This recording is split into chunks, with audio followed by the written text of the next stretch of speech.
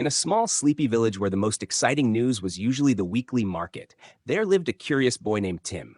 Tim loved exploring his grandfather's old barn, always hoping to find something mysterious.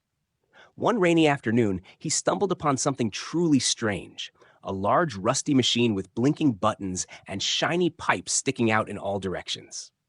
On a golden plaque, the name Limolux 3000 was engraved. Tim was fascinated. Without thinking twice, he pressed the biggest red button he could find. With a loud hiss, the machine started producing a glowing green liquid. The air filled with the scent of cotton candy and lemons.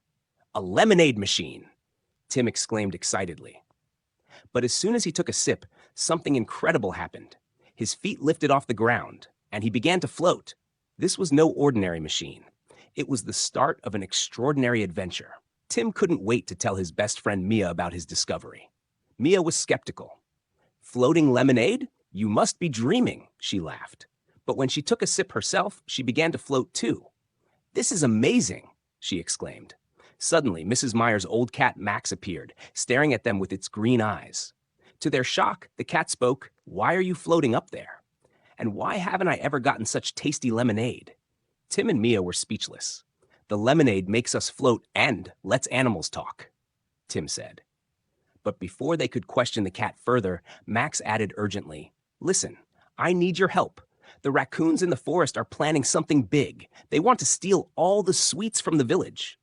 Without hesitation, Tim and Mia decided to get to the bottom of this mystery. With Max, the talking cat, as their guide, the two ventured into the forest. After a long walk, they reached a massive oak tree with a hidden treehouse in its branches. It looked like a tiny fortress, complete with lights and a long rope bridge. "That's their hideout," Max whispered. Carefully, Tim and Mia crept closer. Peeking through a hole in the wall, they saw raccoons stacking chocolate bars and counting candy wrappers. "This is worse than I thought," Mia whispered. Suddenly, a branch snapped under Tim's foot, and the raccoons spotted them. "Intruders," shouted the leader of the gang, a large raccoon with an eye patch. Before Tim and Mia could react, they were surrounded by raccoons and brought into the treehouse. Inside the treehouse, the raccoons interrogated them. "Why are you here?" growled the leader. Tim's mind raced for a plan. Luckily, he still had a bottle of magical lemonade in his pocket. He opened it quietly and signaled to Mia. They both took a big sip and began to float. The raccoons stared in disbelief as the two floated through a hole in the roof of the treehouse. But the raccoons were clever. They found their own supply of lemonade and began floating after them. What followed was a wild chase through the forest. Tim and Mia weaved between trees with the raccoons close behind.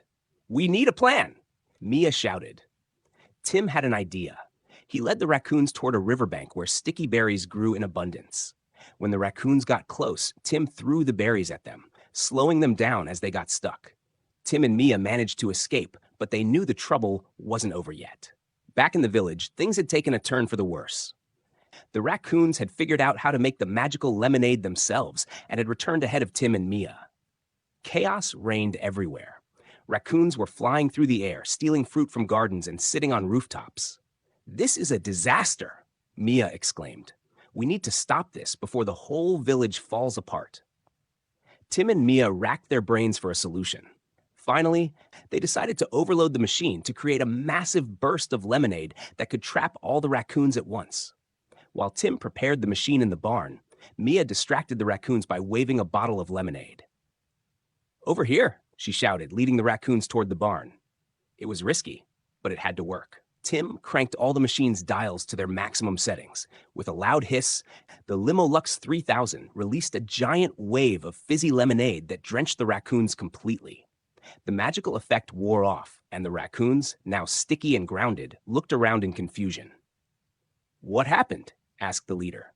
"You caused chaos in the village," Mia scolded them. Embarrassed, the raccoons apologized and promised to never steal again. Together, Tim and Mia helped guide the raccoons back to the forest, where they vowed to live peacefully. The village returned to normal, and the Limolux 3000 had done its job, maybe a little too well. With the village safe again, Tim and Mia decided to shut down the machine for good. They stored the Limolux 3000 securely in the barn, where no one could find it. "We should only use it in emergencies," Tim said, and Mia agreed. But before locking it up, they took one last sip and floated hand in hand through the air. laughing and enjoying the moment. This adventure had taught them an important lesson. With great power comes great responsibility.